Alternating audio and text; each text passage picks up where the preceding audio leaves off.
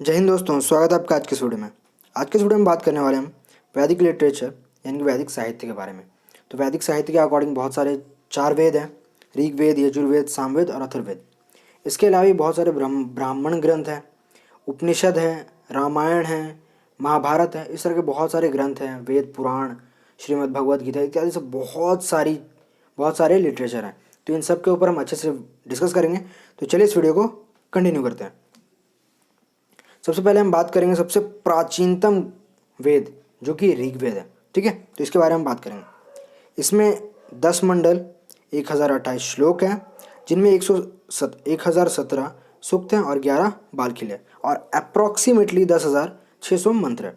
ठीक है, दशरथ यज्ञ का उल्लेख किया गया जिसमें रावी नदी के पास एक युद्ध होता है जिसमें सुदास को विजय मिल जाती है। ठीक है, ये ऋग्वेद में दिया गया। 10वें मंडल, जैसा कि मैंने आपको बताया कि ऋग्वेद में 10 मंडल है, तो जो 10वां मंडल है उसमें 4 वर्ण व्यवस्था जो कि ब्राह्मणों के द्वारा बनाई गई है वो ऋग्वेद से ही निकल करके आया। तो सबसे पहले वर्णों का जो उल्लेख है वो सबसे पहले ऋग्वेद में ही मिलता है। ठीक है, हम उसके आगे बढ़ेंगे, यजुर्वेद के बारे में बात करेंगे। ठीक है, तो यजुर्वेद कर्म प्रधान ग्रंथ है। ठीक है, ये कर्म से रिलेटेड है और इसको बेसिकली 2 भागों में बांटा गया।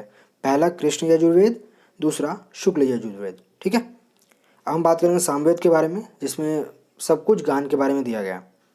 अथर्ववेद में क्या दिया गया? पवित्र जादू, अगर कोई बीमारी है तो उसे कैसे ठीक करना है, भक्ति कैसे, विवाह और उनका विवरण, इन सब चीज़ों के बारे में डेफिनेशन दिया गया, जो कि बेसिकली अथर्ववेद में। ठीक है, अरण्यक, जिसका मतलब ही होता है जंगल। ठीक है, इसमें आत्मा, परमात्मा, जीवन, मृत्यु, ज्ञान, कर्म, इन सब चीज़ों के बारे में दिया गया। और ये अरण्यक बेसिकली नॉलेज और कर्म, ये दोनों के बीच में एक पुल का काम करता है। ठीक है, उपनिषद का मतलब क्या होता है? एक ऐसी विद्या, ठीक है, जो टीचर और स्टूडेंट के बीच के कन्वर्सेशन को उपनिषद कहा जाता है, जिसमें टीचर स्टूडेंट को कुछ सिखा रहा होता है। ठीक है, और इसमें बेसिकली जो ज्ञान है वो बेसिकली आत्मा यानी कि सोल और ब्रह्म से रिलेटेड है। ये उपनिषद 108 हैं। ठीक है, और इन्हें वेदांत भी कहा जाता है। तो हम इसके आगे बढ़ते हैं। वेद तो हमने देख लिया, अब हम देखेंगे उपवेद।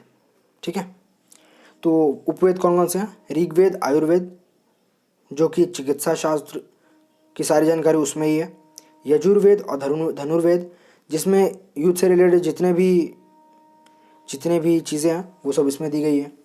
इसके बाद है सामवेद, गंधर्ववेद, इसमें संगीत शास्त्र से रिलेटेड जितनी भी चीज़ें हैं वो सब इसी वेद में।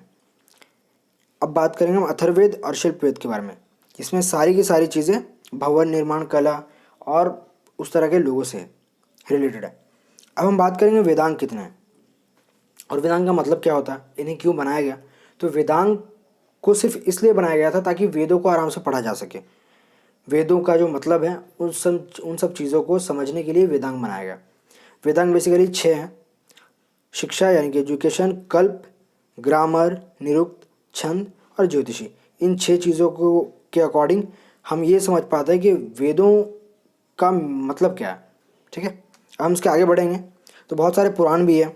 मत्स्य पुराण, विष्णु पुराण, नारद, वामन, ये सारे पुराण हैं, जिनमें सबसे जो पुराना पुराण है वो है मत्स्य पुराण, जिसमें विष्णु के 10 अवतारों के बारे में बताया गया है।